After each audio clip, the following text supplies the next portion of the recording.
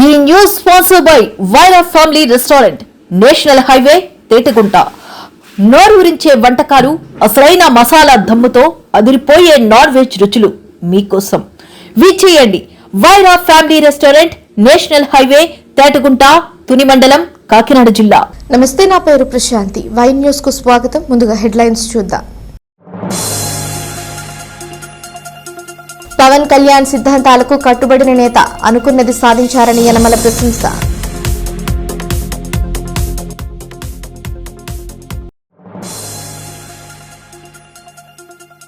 అనకాపల్లిలో మంత్రుల పర్యటన, రెవెన్యూ డివిజనల్ కార్యాలయాన్ని ప్రారంభోత్సవం.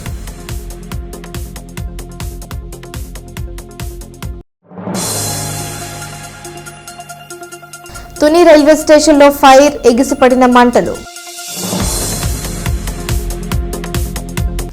నిజాయితీ, నిబద్ధతతో పనిచేస్తే రాజకీయాల్లో సుదీర్ఘకాలం రాణించగలుగుతారని, అందుచేతనే అవకాశాలు అందిపుచ్చుకుని ప్రజలతో సాన్నిహిత్యంతో మెలిగి సర్వీస్ అందిస్తే రాజకీయ ఎదుగుదలకు ఇదే మంత్రమని మాజీ ఆర్థిక మంత్రి యనమల రామకృష్ణుడు అన్నారు.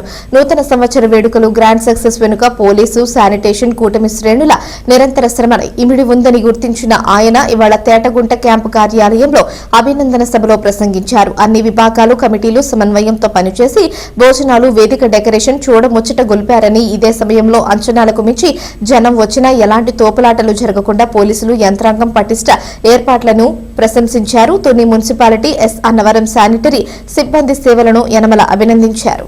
నూతన సంవత్సర వేడుకలు గ్రాండ్ సక్సెస్ వెనుక పోలీసు, శానిటేషన్, కూటమి శ్రేణుల నిరంతర శ్రమ ఇమిడి ఉందని గుర్తించిన ఆయన ఇవాళ తేటగుంట క్యాంపు కార్యాలయంలో అభినందన సభలో ప్రసంగించారు. అన్ని విభాగాలు, కమిటీలు సమన్వయంతో పనిచేసి భోజనాలు, వేదిక డెకరేషన్ చూడముచ్చట గొల్పారని, ఇదే సమయంలో అంచనాలకు మించి జనం వచ్చినా ఎలాంటి తోపులాటలు జరగకుండా పోలీస్ యంత్రాంగం పటిష్ట ఏర్పాట్లను ప్రశంసించారు. తుని మున్సిపాలిటీ ఎస్ అన్నవరం శానిటరీ సిబ్బంది సేవలను యనమల అభినందించారు. ఇప్పుడు మీరు పిలిచినట్టు మిమ్మల్ని అందరూ పిలవడానికి కారణం ఏంటంటే మీరు చాలా కష్టపడి చాలా బాగా పనిచేశారు. 3 రోజులు, 4 రోజులు, 4 రాత్రులు మీరు పనిచేశారు. మన కార్యకర్తలు, నాయకులందరూ కూడా చాలా పనిచేశారు. మనతో పాటు పోలీస్ వ్యవస్థ అంతా కూడా వాళ్ళు కూడా బ్రహ్మాండంగా పనిచేశారు. సిఐ కానీ, ఎస్ఐ కానీ, వాళ్ళ స్టాఫ్ కానీ, ఎస్పీ కూడా మనకు సహకరించారు. వాళ్ళు ఎందుకంటే మనం అనుకోవడానికి ఏమైనా వస్తారని ముందు ఊహించారు. అంచేత వాళ్ళు ఎస్పీతో మాట్లాడుకుని ఎస్పీ కూడా కావాల్సినటువంటి బందోబస్తు కూడా పంపించారు. అదేవిధంగా శానిటేషన్ అన్నింటికంటే ముఖ్యం. మనం బట్టలు వేసుకుని చక్కగా మనం భోంచేసేవాళ్ళు భోంచేస్తారు, విషయం చెప్పేవాళ్ళు విషయం చెప్పారు, ఇవన్నీ చెప్పారు. మొదటి నుంచి నేను లైవ్ చూస్తూ ఉన్నాను. నేను రాంబాబు చెప్పాను, నాకు బిగినింగ్ దగ్గర వంట దగ్గర కానీ, భోజనాలు చేసే దగ్గర కానీ, స్టేజ్ దగ్గర కానీ లైవ్ నాకు రావాలని నేను కరెక్ట్గా వెళ్ళినప్పుడు కూడా లైవ్ చూస్తున్నాను. అంటే ఇక్కడే ఉన్నట్టుగా ఎవరెవరు భోజనం చేశారు, ఎవరెవరు వచ్చారు, ఎవరెవరు ఏ విధంగా పనిచేశారు అంత లైవ్లో ఉంది. అట్లాగే మన పోలీసు వ్యవస్థతో పాటు మన మున్సిపల్ శానిటేషన్ సిబ్బంది, అదేవిధంగా మన పంచాయతీలకి శానిటేషన్ సిబ్బంది చాలా పేదవాళ్ళు, పాపం వాళ్ళు చాలా చిన్నవాళ్ళు కూడా కష్టం అనుకుంటా మనతో పాటు పనిచేసి మన తిన్న శుభ్రం ఎప్పటికప్పుడు శుభ్రం చేసేవారు. ఎప్పటికప్పుడు క్లీన్ చేశారు కాబట్టి మనకి ఏ విధమైనటువంటి అస్తవ్యస్తం లేకుండా సరిగ్గా ప్రోగ్రాం జరిగింది. అభినందనలు. తినడం ఒక ఎత్తు, క్లీన్ చేయడం ఒక ఎత్తు. తినడం అందరూ తింటారు, క్లీన్ చేయడం అందరూ చేయరు. ప్రతి నాయకుడు పొలిటికల్ పవర్ఫుల్ కావాలి. గ్రామ స్థాయి నుంచి నాయకత్వ లక్షణాలు పుణికిపుచ్చుకుని నిజాయితీ, నిబద్ధతతో పనిచేస్తే నాయకుడికి జనాదరణ లభిస్తుందని మాజీ ఆర్థిక మంత్రి యనమల రామకృష్ణుడు అన్నారు.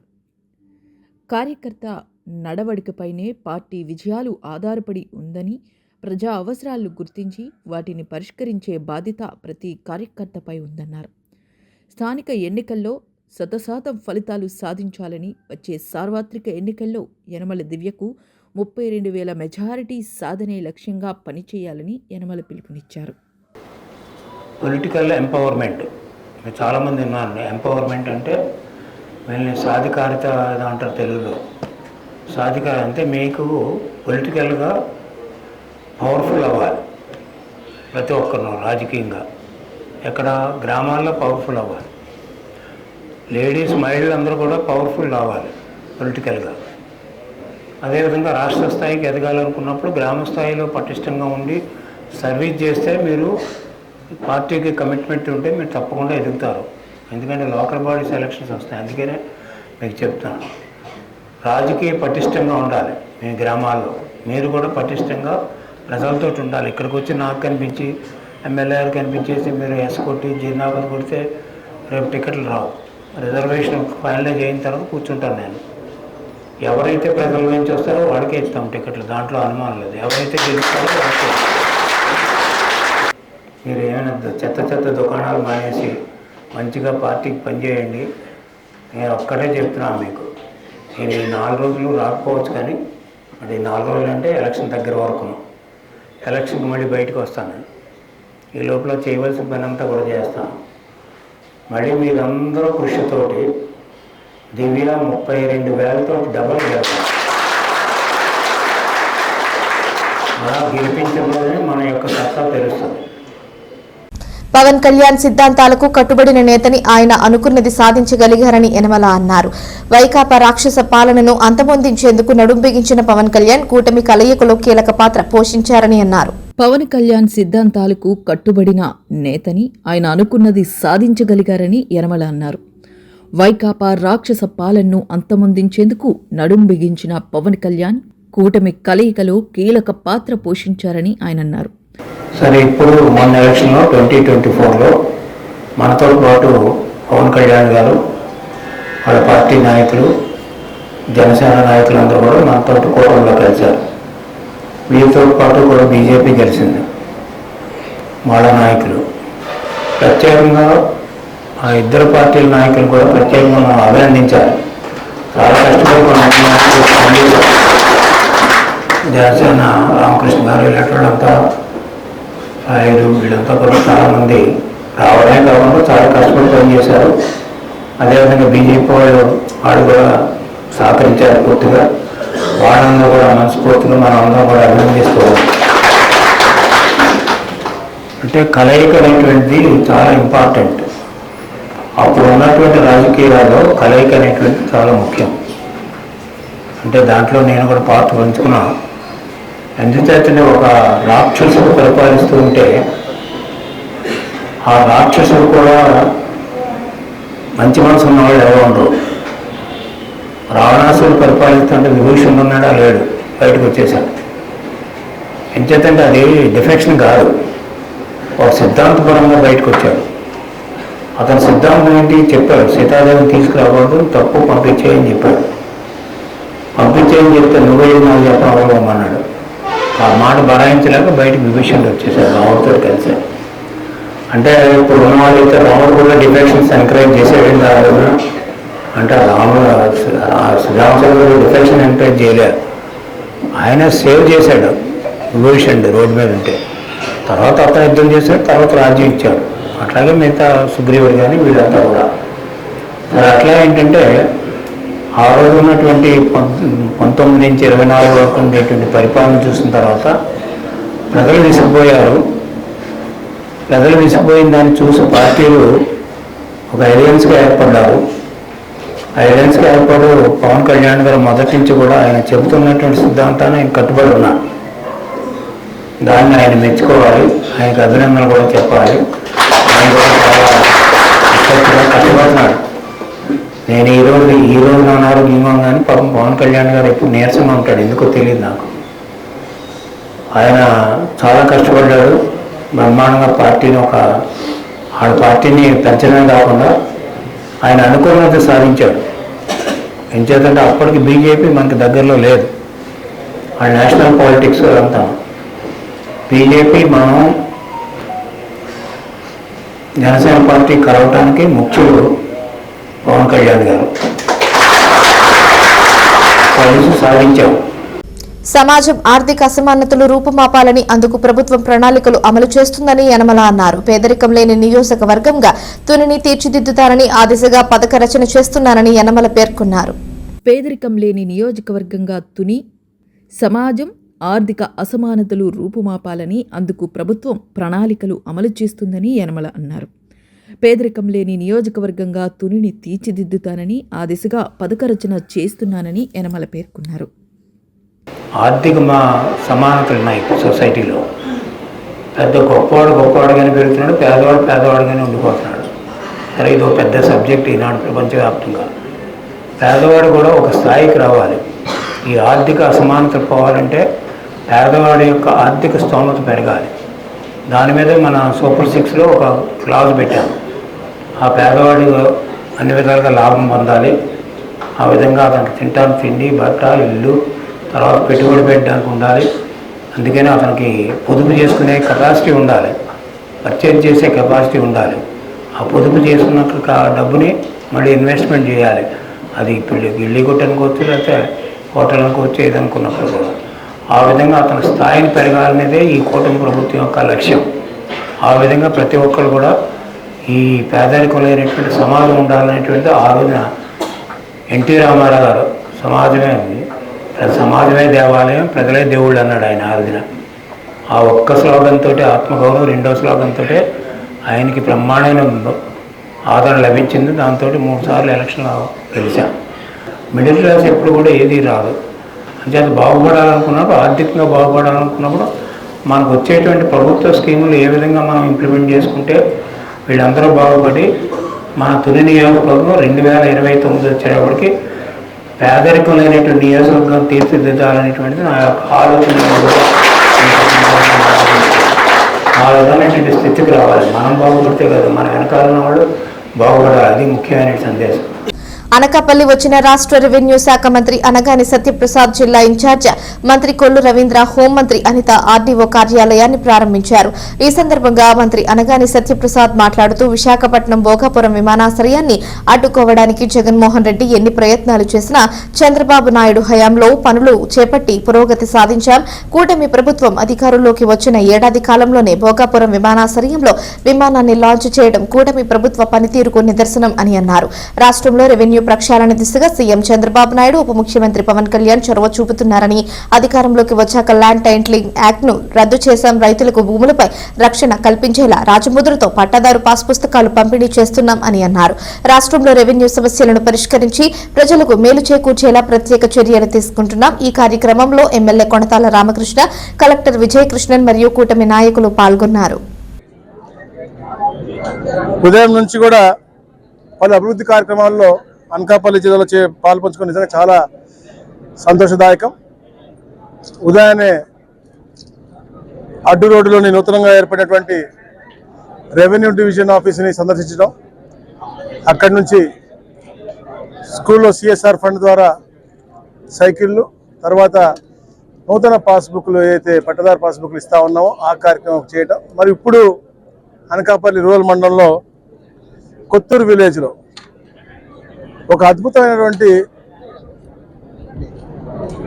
రెవెన్యూ డివిజన్ ఆఫీస్ ఏదైతే గౌరవ ముఖ్యమంత్రి గారు ఎప్పుడు అంటూ ఉండేవాళ్ళో కంఫర్ట్ ఆఫ్ డూయింగ్ థింగ్స్ అనేది, ఆ కంఫర్ట్ ఏర్పడించి అలాగే ప్రజలకు కూడా మంచి వసతులు ఉండే విధంగా 2018లోనే ఇది ఆలోచన చేసి అప్పుడు ముఖ్యమంత్రిగా చంద్రబాబు నాయుడు గారు దీన్ని స్టార్ట్ చేయడం. 1 ఎకరం స్థలంలో 30 సెంట్ల బిల్డింగు, 3 కోట్ల వ్యయంతో అద్భుతమైనటువంటి ఇది ఒక సదుపాయం. ఈ యొక్క సముదాయాన్ని ఈరోజు ఓపెన్ చేయటం, అలాగే గూడా పార్క్కి ఏదైతే 4.5 కోట్ల రూపాయలతో డెవలప్ చేస్తూ ఉన్నారో అది, అలాగే పక్కన లారెస్ వారి యొక్క సిఎస్ఆర్ ఫండ్స్తో చెరువుకి 2.5 కోట్ల రూపాయలతో ఎవరో స్టార్ట్ చేయడం చాలా ఆనందదాయకం. ఎందుకంటే ఒక పాజిటివ్ ఏదైతే గౌరవ ముఖ్యమంత్రి గారు కోరుకుంటారో హెల్దీ, వెల్దీ, హ్యాపీ స్టేట్గా ఉండాలి అనే లక్ష్యంతో, అదే లక్ష్యంతో ఇవన్నీ పాజిటివ్ వైబ్రెంట్ థింగ్స్ ఈ ప్రభుత్వం చేస్తూ ఉంది. గత 18 నెలల్లో కూడా మేము చెప్తా ఉన్నాం, ఎన్నో కార్యక్రమాలు చేశాం. సూపర్ 6 అని చెప్పి సూపర్ 18 కార్యక్రమాలు చేశాము. దాంట్లో ముఖ్యంగా అన్ని కూడా ఉమెన్ సెంట్రిక్ కార్యక్రమం చేశాం. మరి ఈ రోజున ఇక్కడ కలెక్టర్ గారు కూడా చాలా ఇంట్రెస్ట్ తీసుకుని సకాలంలో ఈ యొక్క కట్టడాన్ని పూర్తి చేయటం, దానికి సహకరించినటువంటి ఇన్ఛార్జ్ మంత్రి కొల్లు రవీంద్ర గారికి, అలాగే మా హోంమంత్రి గారికి, అలాగే స్థానిక శాసనసభ్యులు కొంతాల రామకృష్ణ గారికి, చైర్మన్ గోవిందరావు గారికి, మా రాజు అందరికీ కూడా హృదయపూర్వక అభినందన తెలియజేసుకుంటూ, ఏదైతే 18 నెలల్లో రెవెన్యూ డిపార్ట్మెంట్లో ఎన్నో రిఫార్మ్స్ తీసుకొచ్చాం, అవన్నీ కూడా క్షేత్ర స్థాయిలో అమలు చేసే బాధ్యత డిపార్ట్మెంట్కి ఉంది. ఎందుకంటే డిపార్ట్మెంట్ ఇప్పుడే మా సోదరు చెప్తా ఉండింది కలెక్టర్ గారు, revenue department is known for it's discipline అని. సో డిసిప్లిన్గా ఈ రిఫార్మ్స్ అన్ని కూడా క్షేత్ర స్థాయిలో అందరికీ కూడా తెలియజేయటం, ఆ అమలు తీరుని ఎప్పటికప్పుడు పర్యవేక్షించుకోవడం కూడా మా బాధ్యత. అవి చేసుకుంటూ కూడా మేము ఉన్నాము. ఏదైతే పేద ప్రజల యొక్క కాంక్ష, ఒక ఎమోషన్ అందరికీ ఉంటుంది భూమి పట్ల, ఆ ఎమోషన్ని కాపాడాలని చెప్పే లక్ష్యంతో మేము ఎన్నో కార్యక్రమాలు చేసాం. ముఖ్యంగా సక్సెషన్ సర్టిఫికేట్ ఏదైతే ఉందో గ్రామ స్థాయి నుంచి నాయకత్వ లక్షణాలు పుణికిపుచ్చుకొని నిజాయితీ నిబద్ధతతో పనిచేస్తే నాయకుడికి జనాదరణ లభిస్తుందని మాజీ ఆర్థిక మంత్రి యనమల రామకృష్ణుడు అన్నారు. కార్యకర్తల నడవడికపైనే పార్టీ విజయాలు ఆధారపడి ఉందని, ప్రజా అవసరాలను గుర్తించి వాటిని పరిష్కరించే బాధ్యత ప్రతి కార్యకర్తపై ఉందన్నారు. స్థానిక ఎన్నికల్లో 100% ఫలితాలు సాధించాలని, వచ్చే సార్వత్రిక ఎన్నికల్లో యనమల దివ్యకు 32,000 మెజారిటీ సాధనే లక్ష్యంగా పనిచేయాలని యనమల పిలుపునిచ్చారు. మీరు ఏమనుకుంటారు, అంతా బాగుంది, అంతా బాగుంది, అంతా బాగానే ఉందంటారు. ఎప్పుడు ఒక కన్నేసి ఉంచారు రాజకీయాల మీద. ఆ కన్నేసి ఉంటే ఆ కన్నుతో చూసిన దాన్ని ఏదైనా మనకు వ్యతిరేకత ఉంటే దాన్ని ఎప్పటికప్పుడు మాఫీ చేయవలసిన అవసరం ఉంది. సపరేట్ చేయాలి, లేకపోతే ప్రాబ్లమ్స్ వస్తాయి. ఇవి చేయకుండా నాకు బాగానే గడిచిపోతుంది, ఎమ్మెల్యే గారు చెప్తే పని చేసేస్తున్నారు, రామకృష్ణ గారు చెప్తే పని చేసేస్తున్నారు, ఇంకా అన్నీ అయిపోతున్నాయి, సాఫీగా ఉంది, పెద్దవాళ్ళు పట్టించుకోకూడదు అనే స్థితిలోకి వస్తే రేపు ప్రజలు మిమ్మల్ని పట్టించుకోవాలి. అందుచేత మీరు ఎప్పుడు కూడా ప్రతిపక్షం మీద కన్నేసి ఉంచాలి, ఏం చేస్తున్నారు ఏంటి అనేది. అంచేతంటే పొలిటికల్గా మీరు బాగా ఎదగాలనుకుంటే మీ గ్రామాల్లో మీరు స్థానం ఏర్పాటు చేసుకోవాలి. మీ గ్రామంలో మీరు స్థానం ఏర్పాటు చేసుకుంటే వాళ్ళే మిమ్మల్ని కోరుకుంటారు, మరి ఎవరు కాదు. ఎమ్మెల్యే కావాలని నేను కోరుకోలేదు, నన్ను కోరుకుంది నియోజకవర్గం అంటే ఐదు సంఘం అపోజిషన్ ఎవరు ఉన్నారంటే వాళ్ళు నన్ను కోరుకున్నారు కాబట్టి నేను వచ్చాను. ఏదో అదృష్టశాత్తు ఈ స్థాయికి వచ్చాను. అందరికీ ఆ స్థాయి ఉండదు. మనం మంచి రిలేషన్స్ కింద వాళ్ళతో ఉండాలి. మీ గ్రామాలు, నేను ప్రతి గ్రామం వాచ్ చేస్తూ ఉన్నాను, ఏ గ్రామంలో ఏ విధంగా ఉన్నారు, ఎవరు ప్రజలతో ఉన్నారో చూస్తూ ఉన్నాను. ఆ విధంగా ఉంటే మీకు పొలిటికల్ ఎంపవర్మెంట్ జరుగుతుంది. నెంబర్ 1. వైసీపీలో కార్యకర్తలకు భరోసా ఇచ్చే నాయకత్వం లేదని నియోజకవర్గ బూత్ కమిటీ వింగ్ అధ్యక్షుడు గైపూరి రాజు ఆరోపించారు. మంగళవారం స్థానిక నరసింగరావుపేటలో గల ఎంవీఆర్ కార్యాలయంలో ఆయన మీడియాతో మాట్లాడారు. ఏ కార్యకర్త అయినా పార్టీ కోసం, నాయకుల కోసం కష్టపడతారని, అలా కష్టపడ్డ వారికి కనీస గౌరవం ఇవ్వకపోవడం దారుణమన్నారు. అందుకే మనస్తాపం చెంది పార్టీకి, పదవికి రాజీనామా చేస్తున్నట్లు ప్రకటించారు. ఇక తన ప్రయాణం అంతా సంఘ సేవకుడు ఎంవీఆర్తోనే అని స్పష్టం చేశారు. ఆయన ఆశయాలకు అనుగుణంగా పనిచేస్తానని తెలిపారు. బలమైన నాయకత్వం ఉంది, కానీ ఆ నాయకత్వం నడిపించే నాయకత్వం బాగోక గైపూరాజు అనేవాడు ఈవేళ పార్టీ విడిచి తప్పుకుంటున్నాం. కేవలం నాయకత్వం మారాలి అనే దీని మీదే మారుతున్నాను. పట్నంలో అది కూడా పట్నంలో నాయకత్వం బాగోక బలమైన నాయకులు అయితే ఉన్నారు, అది కొంచెం మార్చుకుంటే బాగుంటుంది. వేరే ఉద్దేశం ఏమి కాదు. కానీ ఈ రోజు నేను ఇంతకంటే ఏమి కాదు. కాకపోతే ఏ నాయకుడైనా, ఏ కార్యకర్తలు ఎందుకు కష్టపడతారంటే, ఫలానా నాయకుడు వచ్చి ఇక నీకు నేను ఇది చేశాను లేదనుకోండి, ఇక ఈ విధంగా నీకు నేను అండగా ఉన్నానని చెప్తే భరోసా ఇచ్చే నాయకుడు ఏమైనా ఉంటే మనం ఏదైనా చేయొచ్చు. ప్రతి ఒక్కరికి కూడా మనం కష్టపడి చేయలే, కానీ అక్కడి నుంచి మాకు ఉడికింది ఏమీ లేదు. గైపూరాజు అనేవాడు ఈ అంతకు కూడా నా కష్టం మీద నేను బతికిందేదే, ఎవరు కూడా భుజం తెచ్చి సాయం చేసే వ్యక్తులు లేరు. ఇది క్లియర్ కట్ గా చెబుతున్నాను. అందువల్లే పార్టీ నుంచి ఎవరిని కూడా నేను ఇబ్బంది పెట్టకుండా పార్టీకి, పార్టీ పదవికి రాజీనామా చేసి పక్కగా తప్పుకుంటున్నాను. అలాగే నా ఓపిక ఉన్నంత వరకు, నా ఊపిరి ఉన్నంత వరకు ఎంఈఆర్ గారి వెంటే ఉంటాను, ఎంఈఆర్ గారి ముందునే నడిపిస్తాను. మా మీడియా మిత్రులకి, ఎలక్ట్రికల్ మీడియాకి సంక్రాంతి శుభాకాంక్షలు ముందుగా అడ్వాన్స్గా తెలుపుతున్నాను.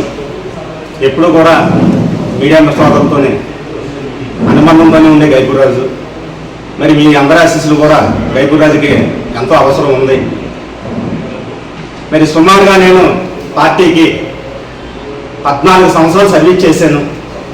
2010 నుంచి వారాది యాత్ర దగ్గర నుంచి జగన్మోహన్ రెడ్డి గారు అంటే ఎంత పిచ్చో అందరికీ తెలుసు.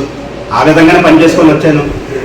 కానీ ఇక్కడికి రాకపోతులోకి కొన్ని సంఘటనలు మనం చూడటం వల్ల, అదేవిధంగా ఈ మధ్యనే నాకు చెయ్యగడం చేయగలిగిన తర్వాత ఎవరు కూడా నేను మీకు ఉన్నానని చెప్పే వ్యక్తులు కూడా ధైర్యం చెప్పేవాళ్ళు లేరు. కానీ పార్టీకి అంత కష్టపడినప్పుడు కూడా కనీసం మేము ఉన్నామని భరోసా ఇచ్చినా కూడా హ్యాపీ ఫీల్ అవుతున్నాను. అది జరగలేదు. మరి ముందుగా ఏదైతే గౌరవ అధ్యక్షులు మాజీ సీఎం గారు జగన్మోహన్ రెడ్డి గారికి, గౌరవ మాజీ మంత్రివర్గ గురువాడ అమర్నాథ్ గారికి, గౌరవ అనకాపల్లి ఇన్ఛార్జ్ భరత్ కుమార్ గారికి, అలాగే వైఎస్ఆర్సీపీ అనకాపల్లి నియోజకవర్గం నాయకులందరికీ, సీనియర్ నాయకులకి, ప్రతి ఒక్కరికి పేరు పేరున నా ధన్యవాదాలు. హిందూ దేవాలయ పరిరక్షణ సమితి ఆధ్వర్యంలో పెద్ద ఎత్తున అనకాపల్లి మండలం పిసినికాడ పంచాయతీ బీఆర్టీ కాలనీలో నల్లమారమ్మ దేవాలయం దగ్గర పెద్ద నిరసన కార్యక్రమం చేపట్టారు.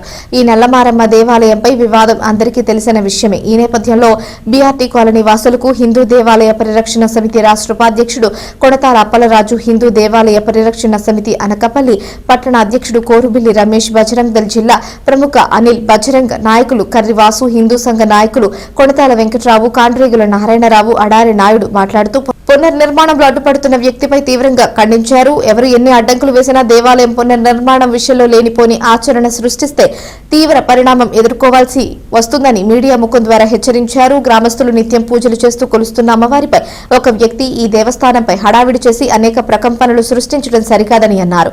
దేవాలయాలపై లేనిపోనివి సృష్టిస్తే హిందూ విశ్వ పరిషత్ చూస్తూ ఊరుకోదని పేర్కొన్నారు. ఈ కార్యక్రమంలో గ్రామ కమిటీ పెద్దలు, నాయకులు, మహిళలు పాల్గొన్నారు.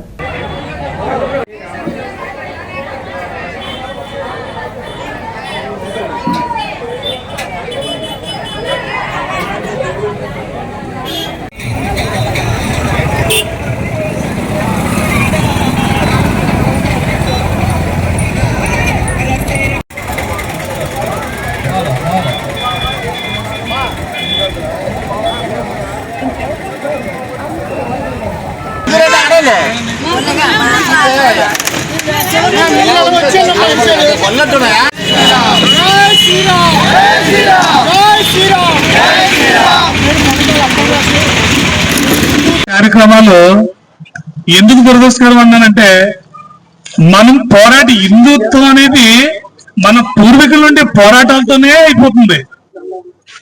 మన లైఫ్లన్నీ కూడా పూర్వీకుల నుండి కూడా పోరాటాలతోనే అయిపోతుంది. ఎంతో మంది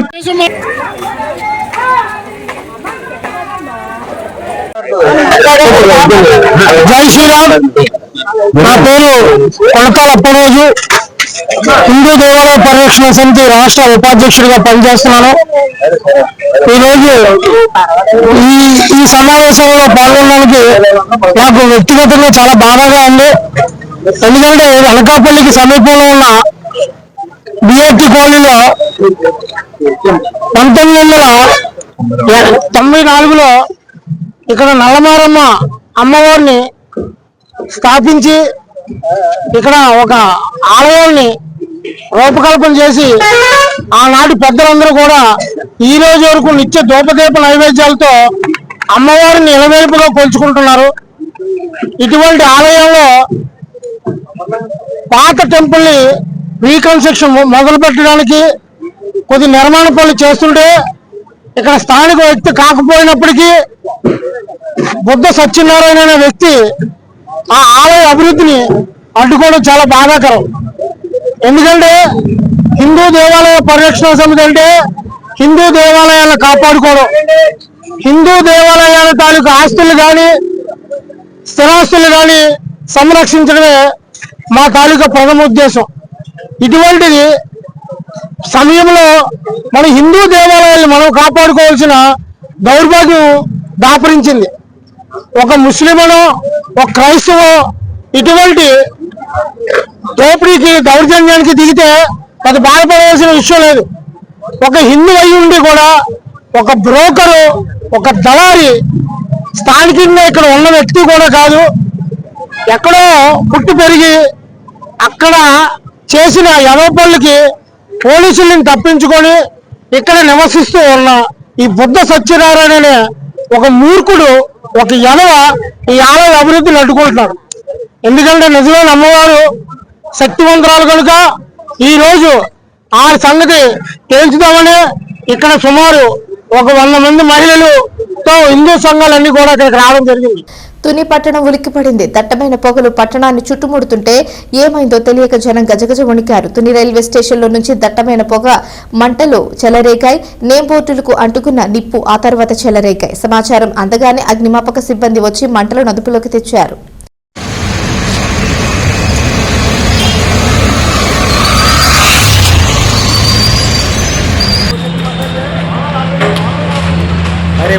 అయిపోయింది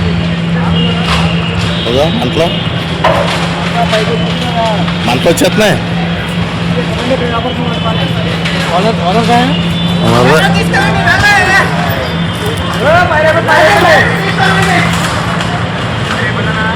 ఫైర్ అయిపోయింది.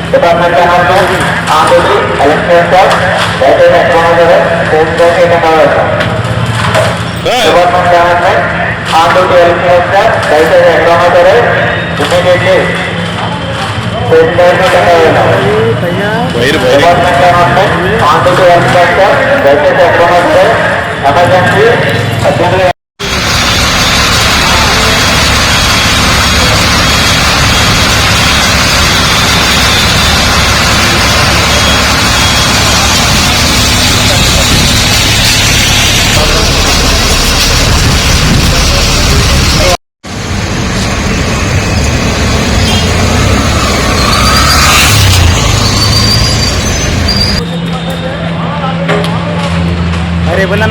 అయిపోయింది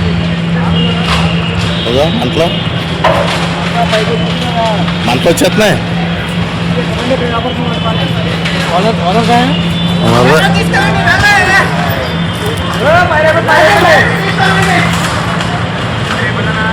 ఫైర్ అయిపోయింది.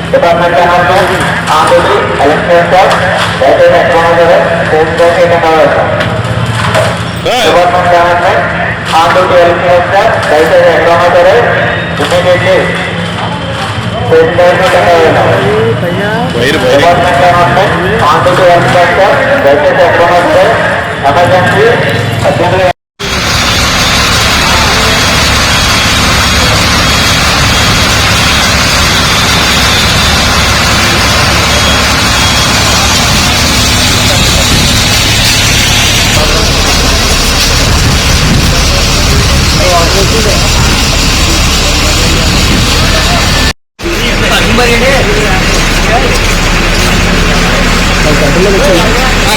వార్తలు ముగించే ముందు హెడ్లైన్స్ మరోసారి. పవన్ కళ్యాణ్ సిద్ధాంతాలకు కట్టుబడిన నేత, అనుకున్నది సాధించారని యనమల ప్రశంస.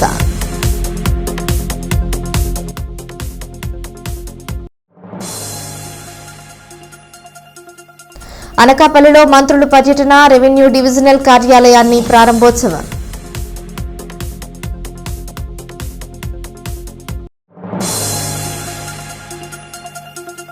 తుని రైల్వే స్టేషన్లో ఫైర్, ఎగిసిపడిన మంటలు.